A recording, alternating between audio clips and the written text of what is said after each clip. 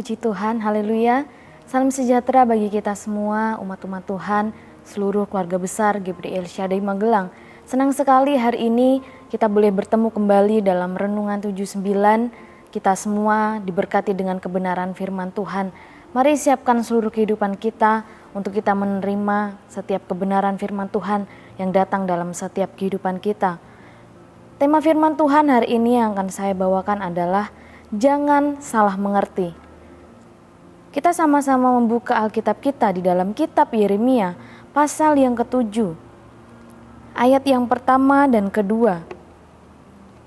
Yeremia pasal yang ke-7, ayat yang pertama dan kedua, demikian firman Tuhan. Khotbah Yeremia mengenai bait suci. Firman yang datang kepada Yeremia daripada Tuhan, bunyinya, berdirilah di pintu gerbang rumah Tuhan. Serukanlah di sana firman ini dan katakanlah, dengarlah firman Tuhan, hai sekalian orang Yehuda yang masuk melalui semua pintu gerbang ini untuk sujud menyembah Tuhan. Bapak Ibu Saudara yang dikasihi oleh Tuhan, kitab Yeremia pasal yang ke-7 ini kita melihat di mana firman Tuhan datang kepada Nabi Yeremia untuk menyambut bangsa Yehuda, untuk menyambut orang-orang Yehuda yang datang ke bait Allah dengan suatu teguran.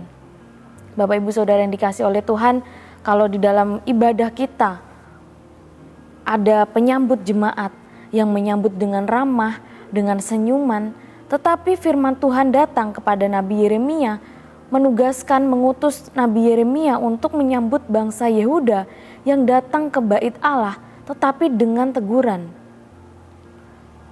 Orang-orang Yehuda, mereka adalah orang-orang yang beribadah kepada Tuhan, yang sujud menyembah Tuhan. Tetapi, sekalipun mereka beribadah datang ke bait Tuhan, mereka tidak mencerminkan sebagai orang-orang yang hidup, sebagai orang-orang yang beribadah kepada Tuhan. Mereka tetap melakukan hal-hal yang tidak berkenan di hati Tuhan. Mereka tetap melakukan hal-hal yang jahat di mata Tuhan. Kalau kita membaca dari pasal yang ke-7 ini, ayat yang ke-5 dan ayat yang ke-9, di sana dicatat hal-hal atau perbuatan-perbuatan bangsa Yehuda yang tidak benar di mata Tuhan, yang jahat di mata Tuhan. Mereka tidak sungguh-sungguh melaksanakan keadilan. Mereka menindas orang asing, yatim dan janda. Mereka menumpahkan darah orang yang tak bersalah. Mereka mencuri, membunuh, berzinah, bersumpah palsu, dan juga mengikuti Allah lain.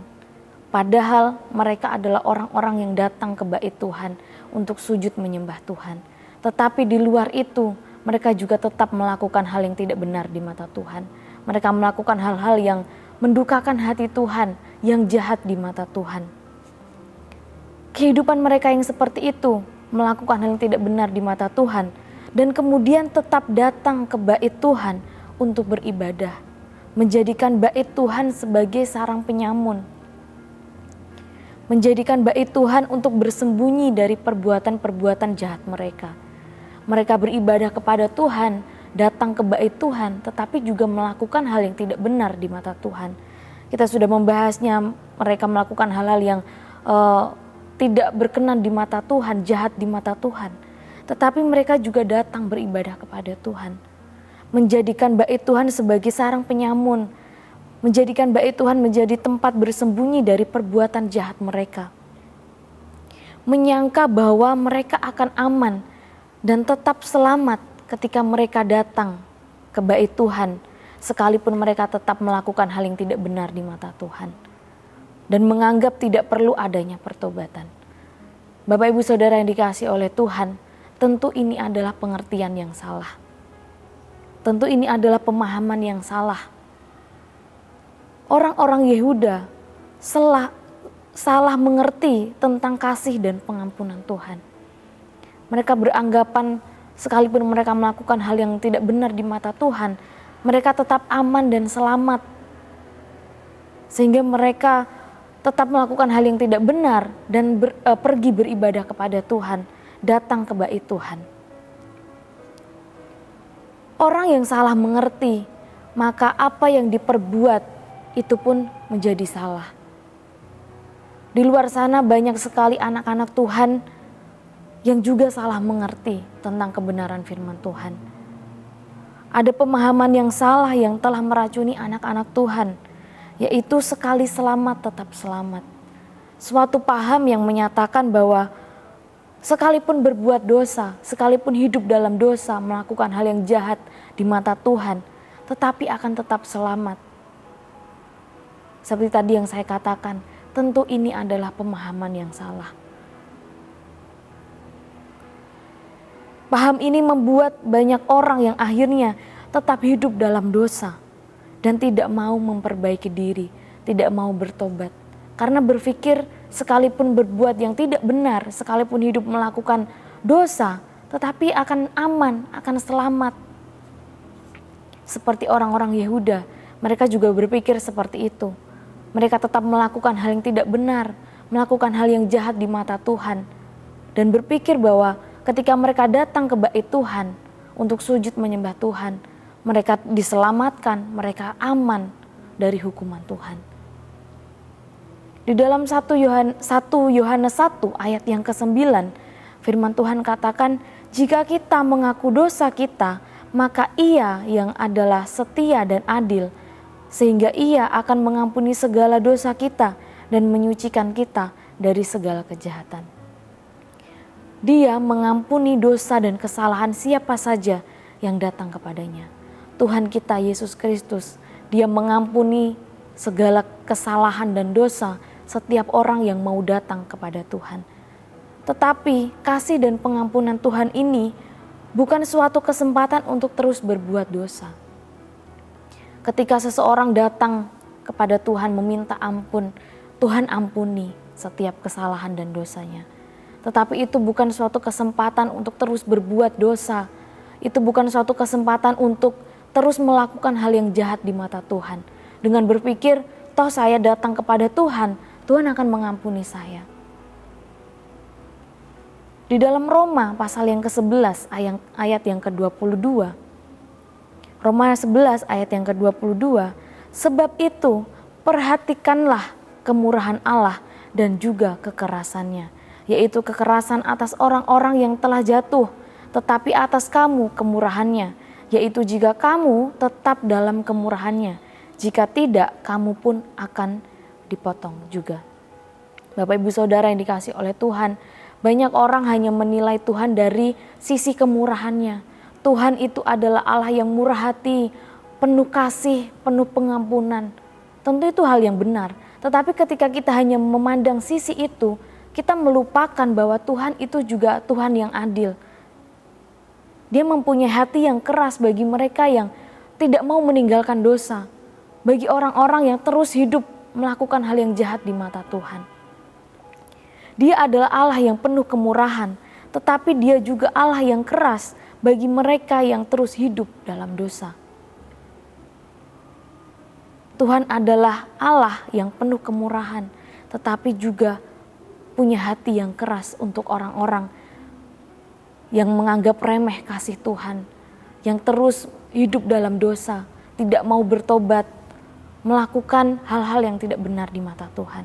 Oleh sebab itu, mari kita mempunyai pengertian yang benar. Jangan kita salah mengerti terhadap Tuhan. Filipi pasal yang kedua, ayat yang ke-12 dan 13. Filipi 2 ayat yang ke-12 dan 13. Hai saudara-saudaraku yang kekasih, kamu senantiasa taat, karena itu tetaplah kerjakan keselamatanmu dengan takut dan gentar. Bukan saja seperti waktu aku masih hadir, tetapi terlebih pula sekarang waktu aku tidak hadir. Karena Allah lah yang mengerjakan di dalam kamu baik kemauan maupun pekerjaan menurut kerelaannya.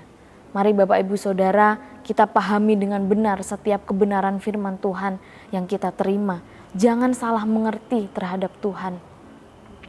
Kita mau sebagai orang-orang yang sudah ditebus oleh Tuhan, yang diselamatkan oleh Tuhan, kita menjaga keselamatan itu. Kita menjadi orang-orang yang beribadah kepada Tuhan, dan kehidupan kita sebagai orang-orang yang beribadah, kita mencerminkan ibadah kita. Kita melakukan hal yang benar, yang sesuai dengan kebenaran firman Tuhan. Menjaga, mengerjakan keselamatan yang Tuhan anugerahkan dalam setiap kehidupan kita. Puji nama Tuhan, kiranya firman Tuhan yang kita dengar hari ini boleh memberkati setiap kehidupan kita sebagai umat-umat Tuhan yang dikasihi oleh Tuhan. Terima kasih Bapak Ibu Saudara telah mengikuti Renungan 79, kiranya dapat menjadi berkat bagi kita semua. Bagi Bapak Ibu Saudara yang ingin didoakan untuk pokok doa tertentu atau menceritakan kesaksian baik mujizat kesembuhan, pemulihan masalah keluarga dan lain sebagainya, Bapak Ibu Saudara dapat menyalurkannya melalui chat WhatsApp di nomor 081 327 420 088. Kiranya Tuhan memberkati setiap kehidupan kita sama-sama tundukkan kepala dan kita berdoa. Terima kasih Tuhan, kami bersyukur hari ini kami boleh mendengarkan setiap kebenaran firman-Mu. Roh Kudus menolong setiap kehidupan kami, setiap umat-umat Tuhan, keluarga besar GPD El Shaddai Magelang, untuk kami dapat memahami dengan benar setiap kebenaran firman yang kami dengar setiap hari Tuhan. Sehingga kami tidak salah mengerti, sehingga kami dapat melakukan hal yang tepat, yang benar di mata Tuhan. Terima kasih ya Tuhan, kiranya negeri kami diberkati oleh Tuhan dengan yang terbaik dari langit, dengan air embun dan dengan air samudra raya yang ada di bawah, dengan yang terbaik dari yang dihasilkan matahari dan dengan yang terbaik dari yang ditumbuhkan bulan. Kami mengucap syukur untuk kebenaran firman-Mu, kami terima di dalam nama Tuhan Yesus Kristus. Haleluya.